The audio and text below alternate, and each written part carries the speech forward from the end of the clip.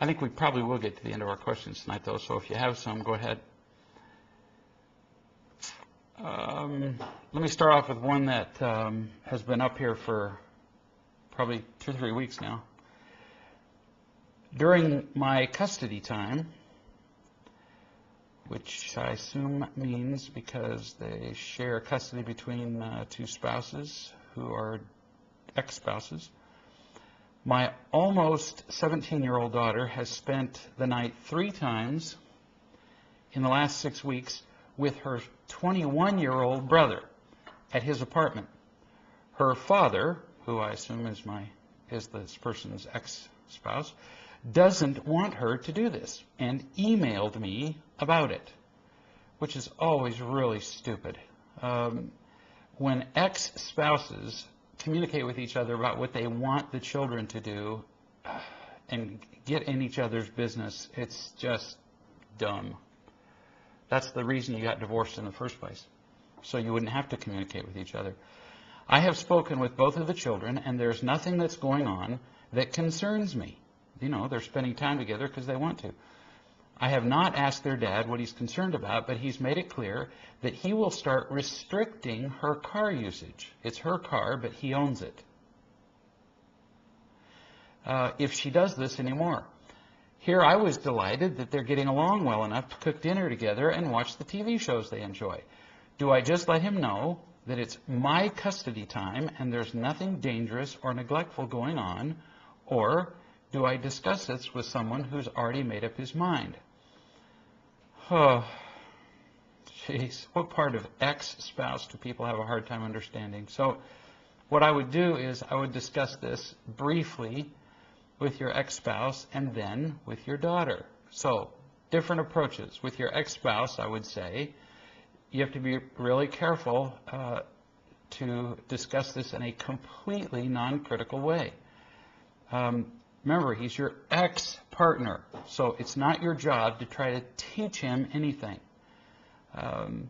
But you might give an effort to try to explain to him what she's doing. So your briefest effort might look like this. You might say, you know, I know that your goal here is to help your daughter be happy, our daughter be happy, and to have a good relationship with her. So you can do whatever you want. You always emphasize that to somebody who is a controller, because the instant you try to tell a controller what he or she cannot do, then they will do that just to spite you. You say, I have no interest in interfering.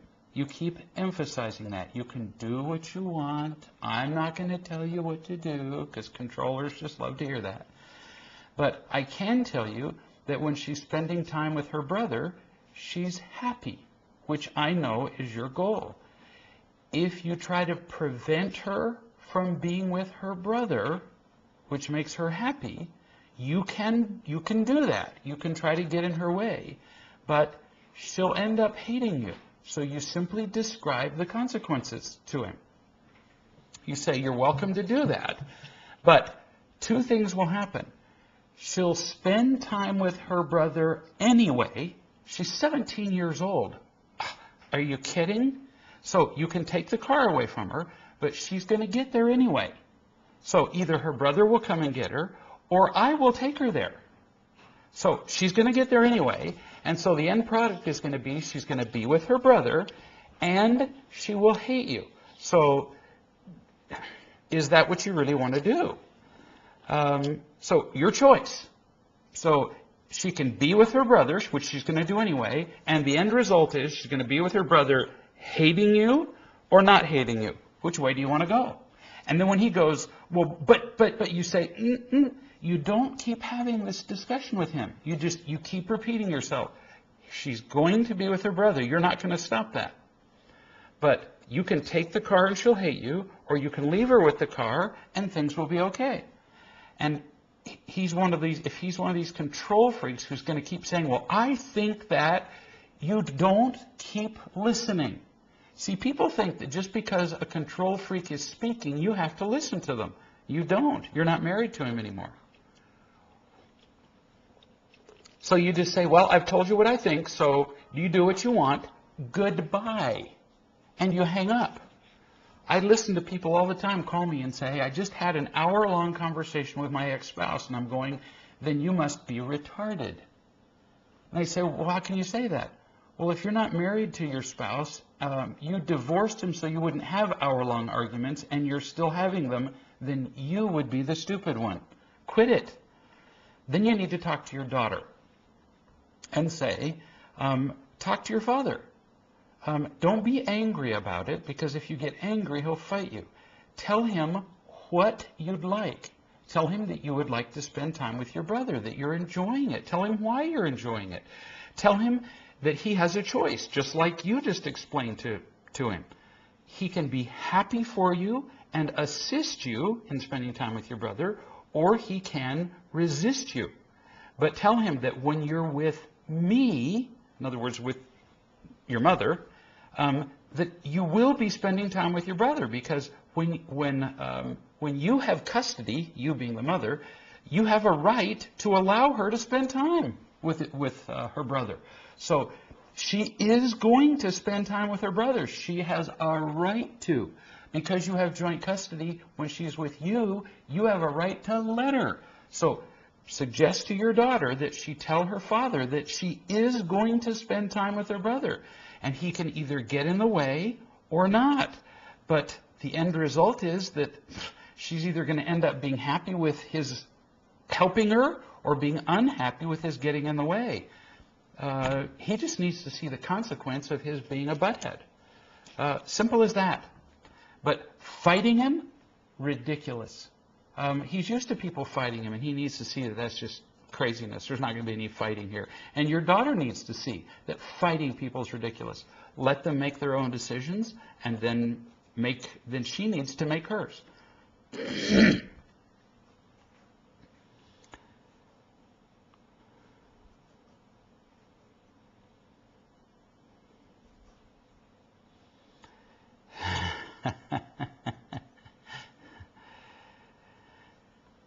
Yeah, John was just describing a little interaction that he was having with his son, and his son talking to me, which is pretty cute, because I feel like I already know his son. I look forward to meeting him one of these days. Here's somebody who's saying, if you were having a birds and bees discussions with one of your sons about sex, what would I tell him, and would I share the advice with him? And then this person later on said it's really having a discussion with him, an adult, about sex, because he's had just such confusing interactions in his life about sex. And the reason is really simple, and that is that all of our lives we have been led to believe by people's behavior that sex is an end in itself, to be used, to be manipulated, to be traded, to be sold, bought, exchanged, instead of to be used as a way of expressing love to a partner. And because of that misunderstanding, sex has been hugely cheapened. So in the first place, we use sex as a way to get people to like us. How horrifyingly backward. So that then, if I use sex as a way to get somebody to like me, now we have no idea what our relationship is based on, because sex then becomes a form of imitation love. Whereas if I reserve sex to be used in a long-term, in other words, married relationship, if I base my relationship on the truth and unconditional love, then wait until I'm married, and then share sex as a way of expressing love to my partner, now there's no confusing sex with imitation love. Now I can use sex as a way of expressing unconditional love, and now it's not as easy to confuse it. Although even in marriage, some people will use sex as a form of imitation love, but it's way harder to make that confusion if you wait. Whereas if we use sex early in a relationship, man, it's a mess then. You get two people who have sex early in a relationship, now they have no idea what their relationship is based on. Which is why I tell people who are dating early in a relationship, and who are having sex early in a relationship, the first thing I recommend to them is quit. Quit having sex. Because otherwise, you're not going to know. And when they quit, almost uniformly, they discover, oh, well, gosh, we didn't really even know what our relationship was based on. It was really just the exchange of pleasure, just the exchange of excitement. And we're going to talk more about that subject actually here in a little bit because there's some more questions about it.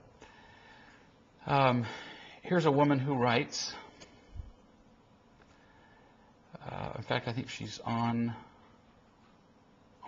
here tonight, who says, my daughter is freaking out right now. She's getting ready for school, and she put on an outfit that looks dreadful, and I told her that she needed to change. She's mad because I'm not letting her wear what she wants. I'm wondering where to draw the line. Now, her daughter's like 8. I worry about her getting teased, but I know that that's a natural consequence. I also worry about changing my mind and letting her wear the outfit because of the fit that she's thrown over it. I've told her in the past that when she throws a fit, the answer is no. I worry if I change my mind, I'll be sending the message that her behavior changed my mind. I'm not sure how to be loving here. I've been patient and stayed calm, and I told her she could get a second opinion from my husband. Well, my first question would be, if it's in her closet, why can't she wear it? Why is it in her closet if it's not acceptable to wear? That would be the first question that would occur to me. And if it's your daughter, it would be the first question that would seem like it would occur to her. Why is it there? If she can reach into the closet and pick it out, why can't she wear it? So that would seem like a really natural question for the kid. And if the kid is picking out of her closet only her shoelaces and putting those around her wrist and is going to school naked, then I get it. But if she's picking out an outfit that you wouldn't wear to school, who cares? You're not her. And if we're, conflicted over, well, maybe that's not, the most stylish thing to wear, none of your business. And if she's going to go to school and she's going to get teased because it's not like maybe the latest thing or the coolest thing or the most matching thing or still not your business. We need to give our children more and more choices to make and allow them choices to make as they're able to understand the consequences. So you don't allow an 8-month-old to make their choices about whether or not they should drink cleaning solvent because they couldn't understand the consequences. Children pretty much get the consequences of, not making the right choices about what to wear. If a 4-year-old, for example, goes outside without a coat on, they may not understand the consequences of not wearing a coat out in the cold the first time, but let them go out without a coat. We didn't mess with our kids after age, about 2 or 3. After 2 or 3, when a kid wanted to go outside with naked, and we said, it's freezing cold outside, and a kid wanted to go outside in shorts and no shirt, and it was winter, we'd say, okay, no problem. In fact, if they wanted to go outside in shorts and no shirt, we'd be sure that we got in the car and went someplace that was far enough away that they froze, so that they would remember what it was like to go outside in shorts and no shirt. Because then they learn from the consequences. That's how they remember. So that the next time they go outside and we say, it's freezing outside, and they're wearing skimpy clothes, they go, last time I went outside and it was cold and I was wearing this, I nearly froze my butt off. And so they remember to put a coat on. Why? Not because Dad told me to. That is not a useful life lesson, to go through all of life doing the right thing because Dad told me to. In fact, that's a really stupid way to run your life. They put a coat on because it's, now follow this really subtle reasoning, because it's cold. They learn to wear the right clothes to school because, well, they're the right clothes. They learn to study in school because not studying makes them feel not prepared and stupid, instead of because mom nagged me half the day long. We make ourselves prisoners to our children's lack of preparedness when we nag them. We're the fools when we don't allow children to learn from consequences. So, no, I wouldn't make a child change her clothes. That's just like craziness. And then you end up being offended by this child's behavior, which you kind of do a lot. In fact, I've been following emails that you've been sending out during the week. You've been offended by your 8-year-old, your 3-year-old, your 2-year-old, at the things they haven't been doing at home. You've been offended by your husband repeatedly. And then at one point, you sent out an email that said, you know, I'm offended by all these people, so I sent you an email that said, well, rather than be offended at all these people, why don't you make some different choices and do this, this, this, and this? And then you wrote me an email that said, now I'm offended by you. I ain't that powerful, kid. I don't have the ability to offend you unless you choose to be offended. It's our choice. You spend a lot of time being offended. It's way easier in our lives to make the choice one time. Now, we're all working at this, so you're not alone. But it's way easier to make the one-time choice that nobody can offend me without my participation. Nobody can, just because everybody invites me to a fight doesn't mean I have to attend. It's our choice whether we're going to be happy. It's easier to make a choice one time than I'm not going to blame anybody else for how I feel ever again. Instead of making that choice every time, which is kind of how you tend to do, which is kind of how most people tend to do. If I have to make that choice every time, I'm screwed. Then, every time somebody does something, I have to go, let's see, am I going to get involved in this? Am I going to blame him or her? Am I going to blame her or me? It's way easier to say it's never anybody else's fault.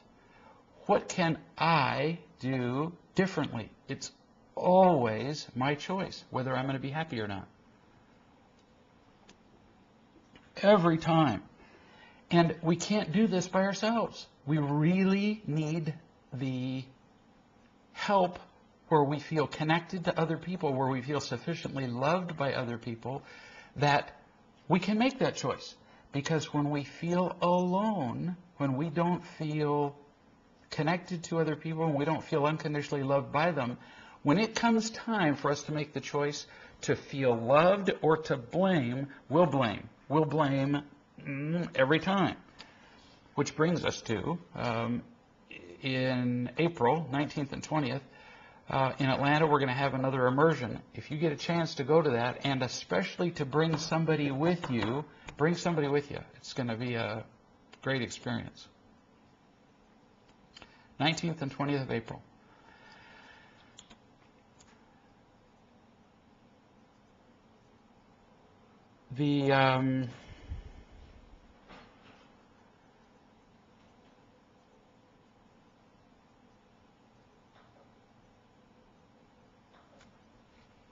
Let's see. Donna, let me know if there are any of these questions that I need to answer. Sometimes I can't filter out the questions from the comments. Okay. Sometimes it's just comments, you know. John says, Greg, I can tell you that allowing my 3-year-old to make his own choices took some time, but wow, it is so much easier and rewarding because I can see him discover what works and what does not. Some days he dressed himself with his shirts and pants on backwards. Now listen to this, parents. His child, John says his child is 3 years old, and some days he dressed with his shirts and pants on backwards. That would make some parents absolutely crawl out of their skin because they just wouldn't be able to stand it. They couldn't leave the house without correcting this child. What does John do? He just smiles. He lets him know that they're on backwards. Then that's it. if the kid goes to school with his pants and shirt on backwards, my question is, who bloody cares? So what? Is the world going to end? Is he going to die of exposure? No. Are the fashion police going to stop him at school and say, we're sorry, we're going to have to take you to the juvenile detention center? No.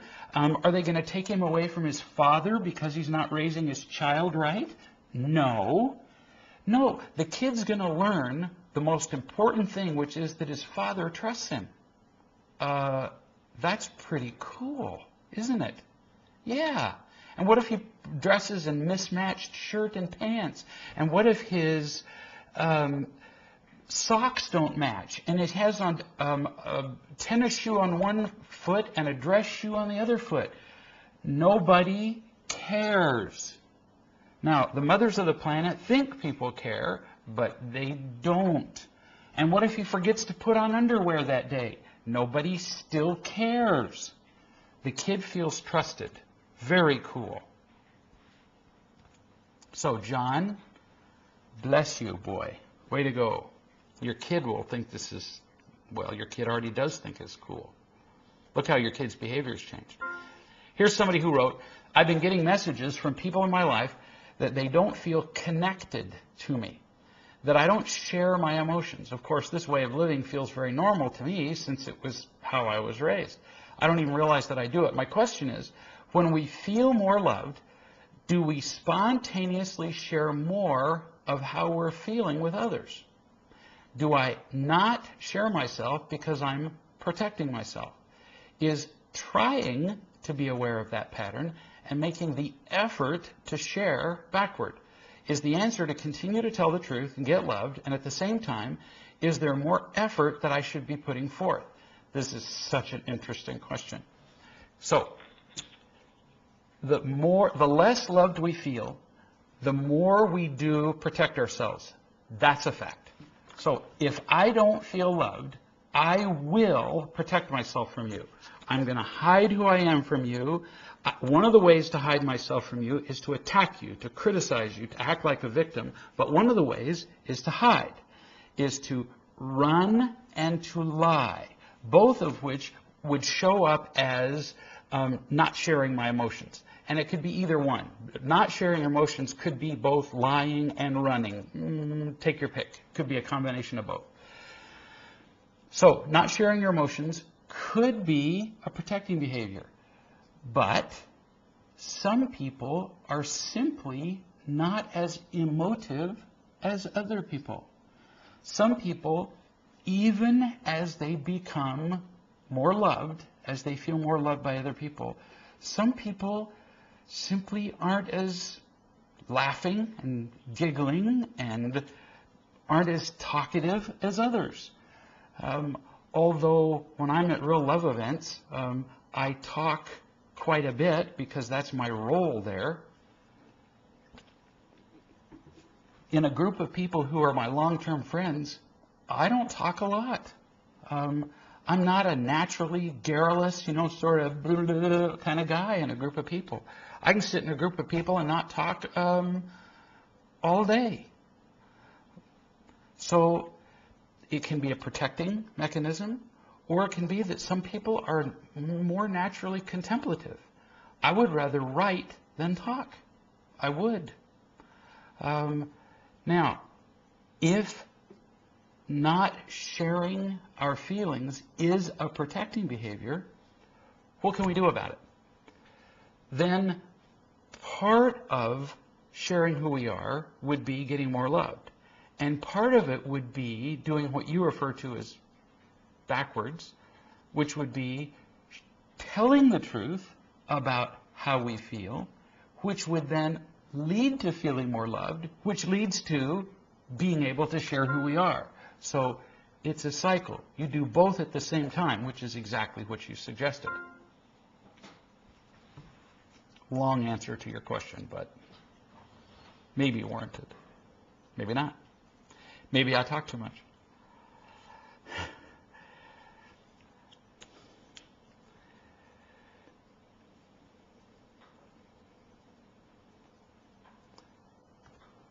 Donna, you let me know if there's one I need to go to, okay?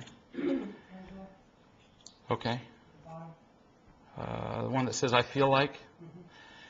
Angela says, I feel like I'm under a big imitation love cloud. For the past week, it seems, off and on, I've been feeling like a babbling idiot. Well, Angela, we've thought that for lots longer than a week. And I'm exaggerating some, but I've been on a roller coaster, it seems. I've been making calls, and yet still not as happy as I know I can be. I've noticed that I'm comparing myself to other people in the real love community and falling way short. And I'm scheduled to come to Atlanta. Everything is paid for, but I'm feeling like, what for? Shame upon it. I don't seem to be able to shake this feeling. And I just wanted to say that. Oh, sweetie, shoot. I wish we could have a show of hands.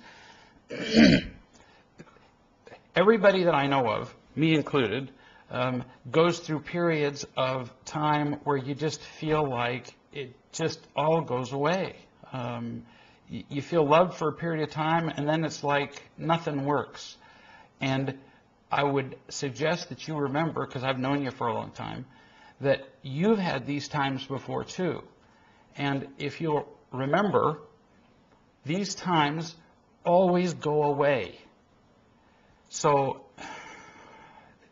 it may not be hugely comforting in this moment, but here's some people raising their hands, but they go away.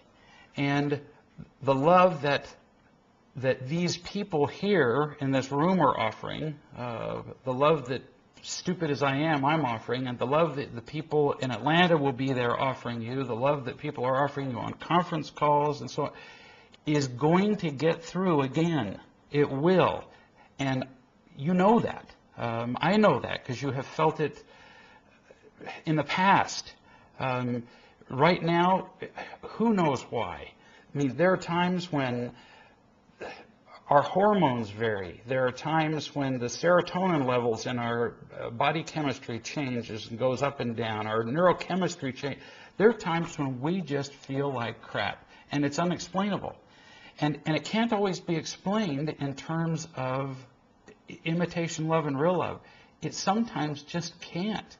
I mean, there are times that I'll tell Donna, just if anybody calls, tell them to all drop dead, because I don't care. You wear out. You get tired. It's like, I don't know, but leave me alone. And it's very helpful to know that those times will go away and you'll start to feel the love again. So you get what I'm saying. It'll come through.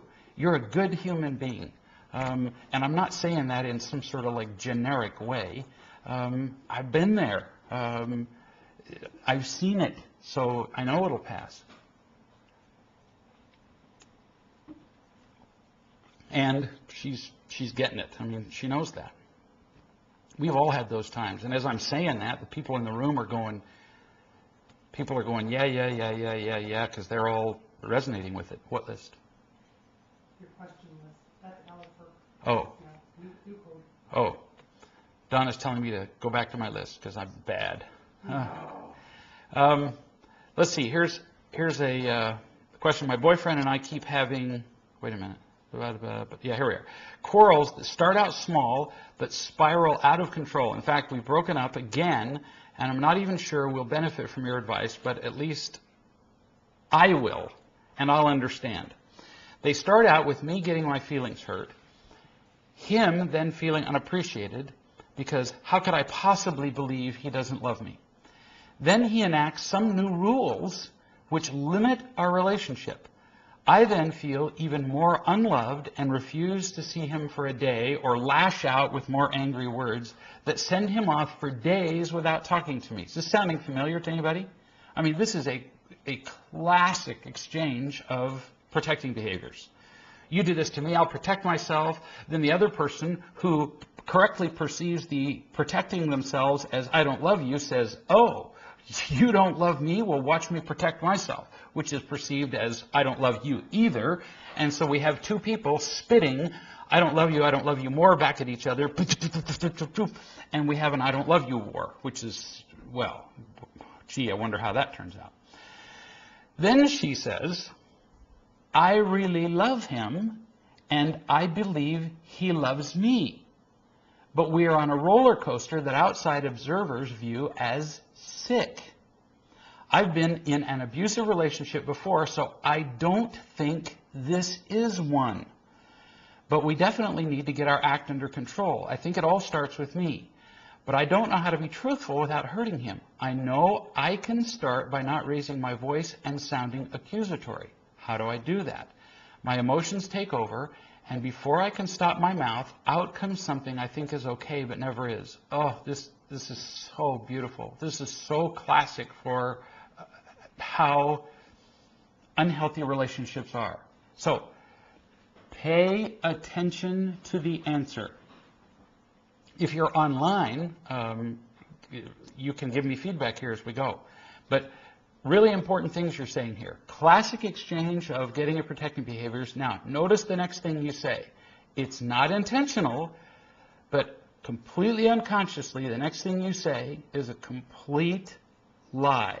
And you don't mean it to be, but here it's real important you identify it. You say, I really love him.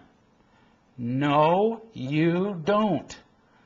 And this is what makes people insane. Because you say, I really love him, and then you do all of these completely unloving behaviors, which of course is making him crazy. Because you're trying to match up the words, I love you, with these really unloving behaviors. You can't match them up because they don't match. Everything becomes much clearer when you say, when you have all these unloving behaviors and you finally tell the truth, which is, I don't love him, because you don't. And you say, I don't love him because I don't know how. It's not because you don't want to. And are you loving him as well as you can? Yeah, which is poorly. Then you say, and I believe he loves me. No, he doesn't. He doesn't love you because he doesn't know how.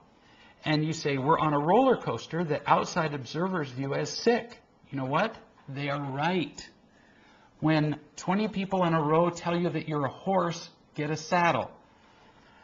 I've been in an abusive relationship before, so I don't think this is one. What you're really saying is, you've just been in relationships that were worse. And so, by comparison, this one you believe is healthy. No, it's not. If all you've ever dated before were axe murderers, and the next guy simply wasn't, that doesn't mean the next guy is healthy. So, this is really important to see. There's no blaming here.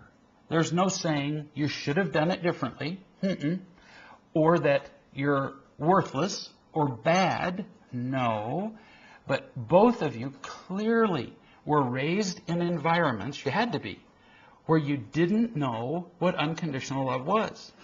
Then you were thrown together and you both hoped, just because you wished it were so, that you could have an unconditionally loving relationship. Impossible. Now, you tried, you did. Nobody gets together in a relationship and says, I'd like to really screw this up. And I think from the beginning, I'd really like to hurt you. That's nuts. Nobody does that. You tried. And in the beginning, it probably worked pretty good because, there's that great gushing of imitation love when everybody feels good. But that wears off and then we're dead. So you were left with nothing. So what do? Like you said, and you're brilliant. You said it starts with me. You've got to learn to find real love to the point where you can change the relationship. And if he decides he wants to dive completely in with you and learn real love and practice it with you, and I mean completely, head over heels in with you and learn real love, maybe you could learn it together. But if he doesn't want to dive in completely with you, you'd pretty much have to move on. And that means get out of the relationship like right now, yesterday. Because otherwise it's too difficult. It's too hard to try to fix a broken relationship while you're learning about real love. No kidding.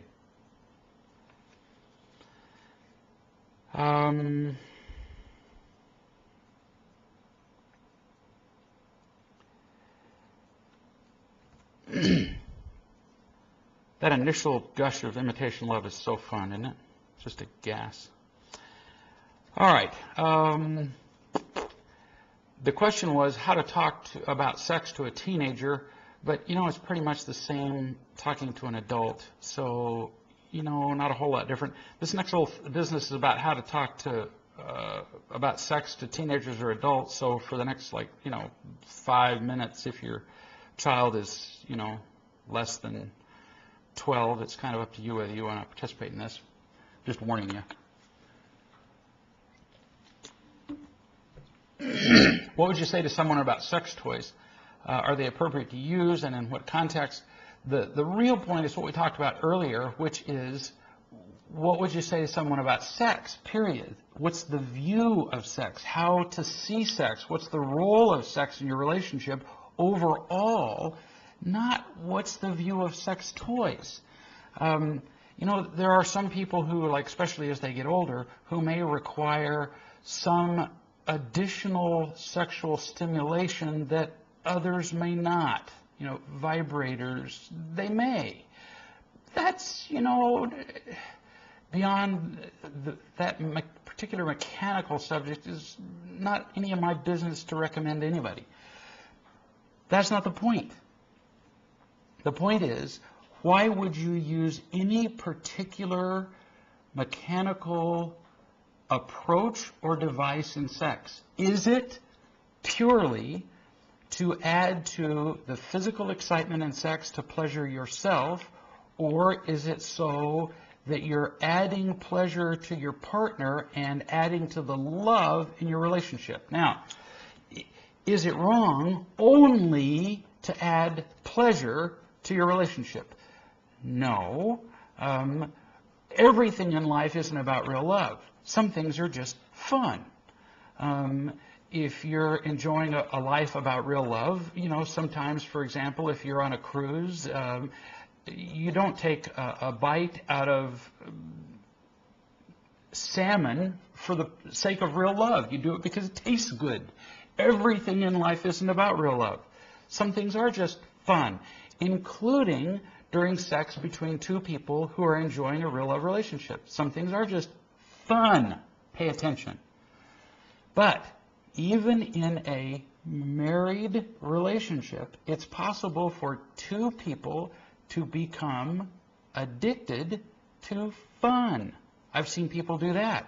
Addicted to gambling, sex, shopping, whatever. So you can't use marriage as an excuse to become addicted to sex. So you got to ask yourself, what's the purpose of my using sex toys? How often am I using them? Only you can answer these questions. Is it becoming an addiction? Is pleasure becoming my addiction? Or is the focus of sex in my marriage the focus of sex, not the occasional moment? Because for occasional moments, sex is just pleasurable. But is the focus of sex in my marriage an opportunity to express love to my partner? If that's the case, then what you do in occasional moments in your marriage is nobody's business but yours.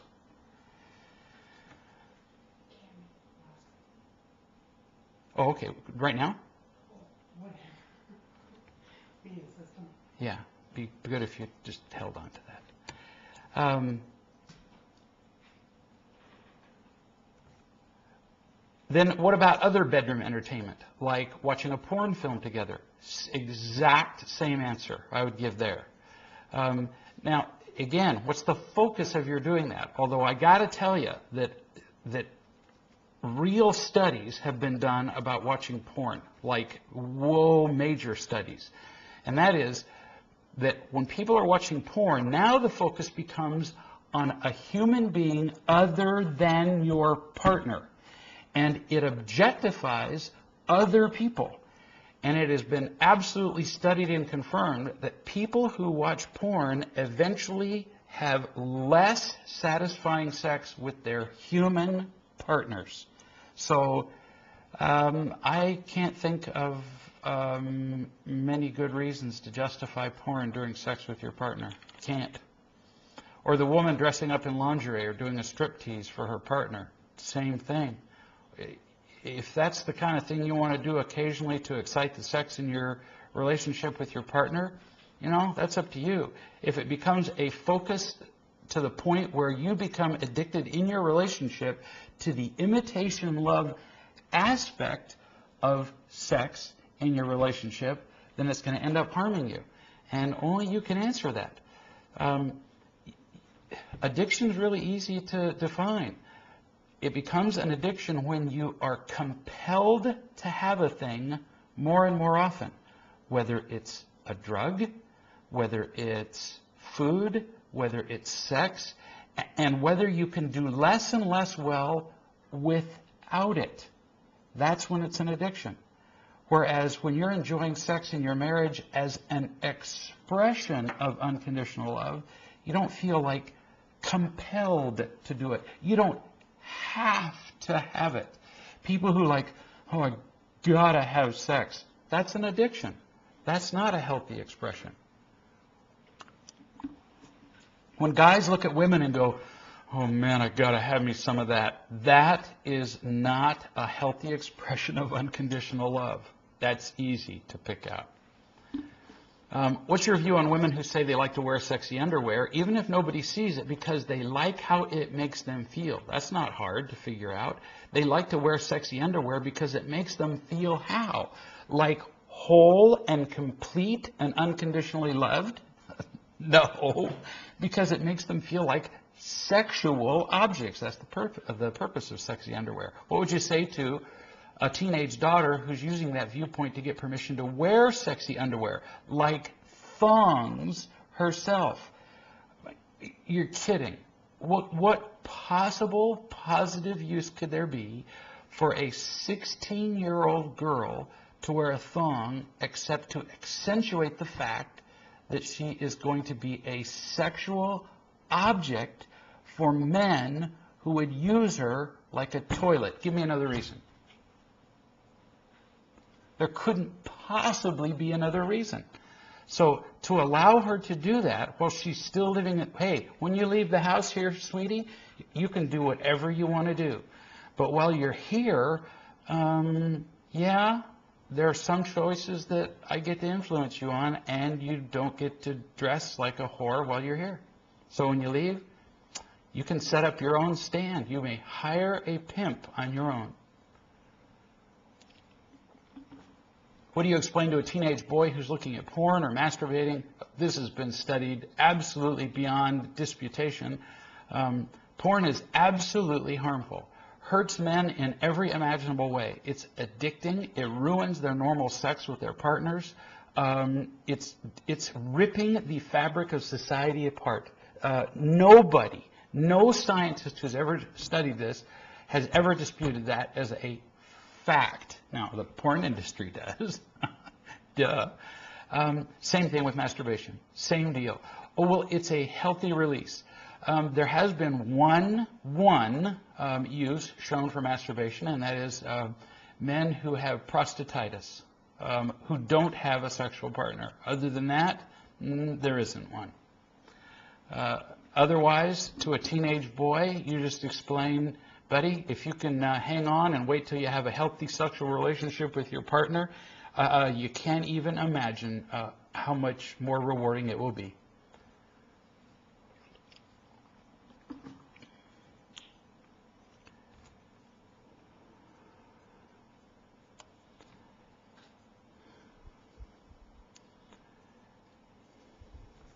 Never mind the fact that when I see a thong, it makes my throat get all tight.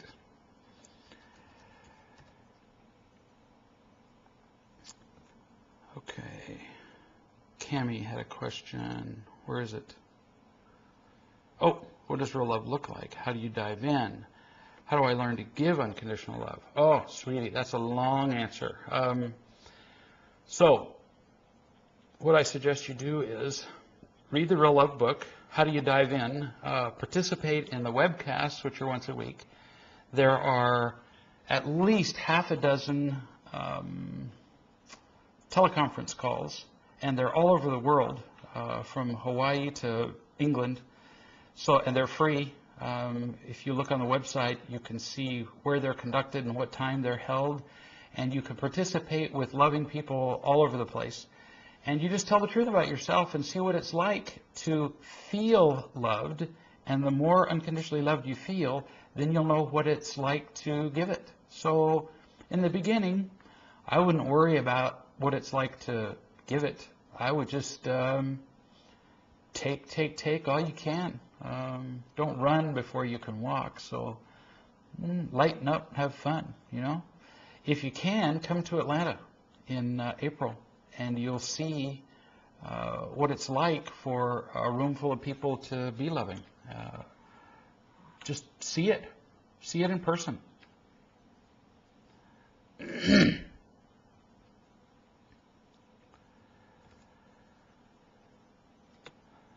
My husband sometimes makes sexual or crude jokes, and I don't know how to respond lovingly. I feel uncomfortable, especially when I sense that he's invested in a response from me, like he wants me to laugh, or even that he's expecting me to roll my eyes or otherwise respond in the negative. Attention is better than nonsense. Sorry, didn't get the hyphens right. But I really don't find the jokes or commentary funny. And I'm trying to learn not to use these moments as opportunities for my own power, victimhood, controlling, or fixing. Any suggestions?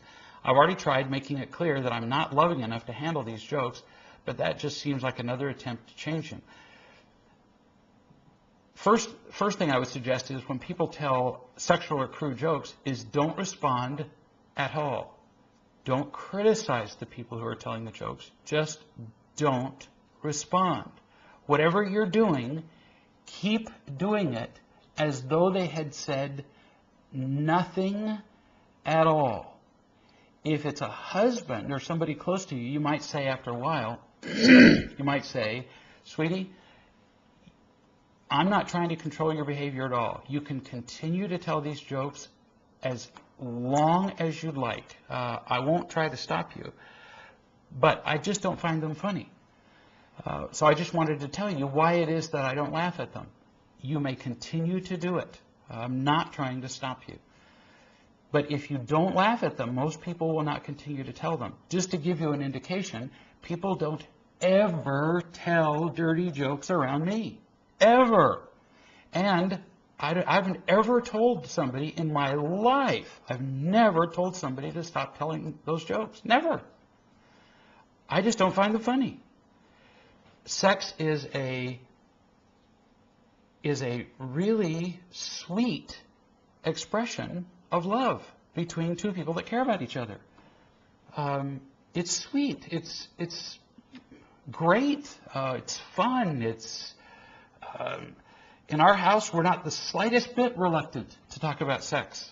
But it's not a subject of crude humor. You wouldn't make jokes about it with other people any more than I would make jokes about my loving relationship with my wife with other people. There are things you don't. Would I make crude jokes about my granddaughter with other people at her expense? Would I do that? Unthinkable, isn't it? Well, in the same way, I wouldn't make crude jokes about sex. They fall in pretty much exactly the same category. Same thing. And people tell, you know why people tell crude jokes about sex? To justify their own behavior. We joke about a thing to make light of the wrong things we're doing. That's why we do it. which is why, by the way, men tell so many jokes about masturbation. That's why they do it. They don't feel comfortable about it, so they joke about it.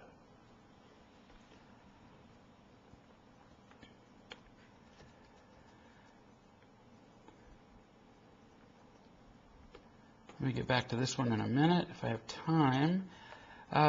Here's a lady who writes, there are days when I just want somebody else to struggle for me. There are days when I want somebody to take care of me. Yeah, me too. Yeah, it doesn't sound all that strong for a strong woman who is used to thinking of someone else's needs first, but when I'm sick or very tired, thoughts of someone who cares enough to watch out for me are overwhelming. This is a woman who lives alone, who's divorced.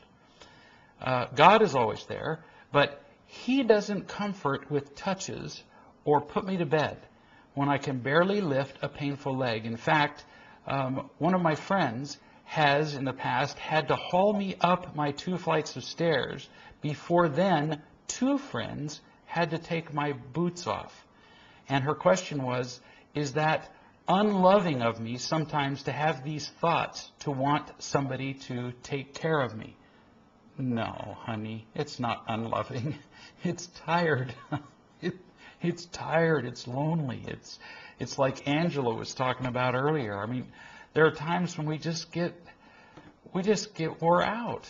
We want more support than we're getting, and even sometimes having the comforting that thought that God is there. Sometimes that just ain't good enough, is it? We want somebody there to support us and help us and comfort us and bathe us and feed us. We want more than we're getting. And we want more money and more help. I get it. And we just don't have perfect faith. So, no, you don't need to feel stupid for that. Sometimes when we come to an understanding of real love, we feel like, well, we should be unconditionally loving and perfectly strong all the time. So, that's nuts. I don't know anybody who's got that kind of faith. Here's somebody who's saying, at what age do you think we should tell our kids about sex? I don't know. The best thing to do is to listen to them. And if you listen to their questions, you'll know, because they'll be asking you questions the more you listen to them. But kids will usually start asking that kind of questions if you start talking about, like Alex was suggesting here, you name body parts correctly and so on as you watch television shows with them, together with them, and they'll ask questions about what are those people doing and where does that come from. And usually by the time they're 8 or so, they're going to start saying, so what is that and why are they doing that? And how did that happen? And, what are those people doing now? And, you pretty much have gotten around to it by then. Some kids older, some kids are less curious.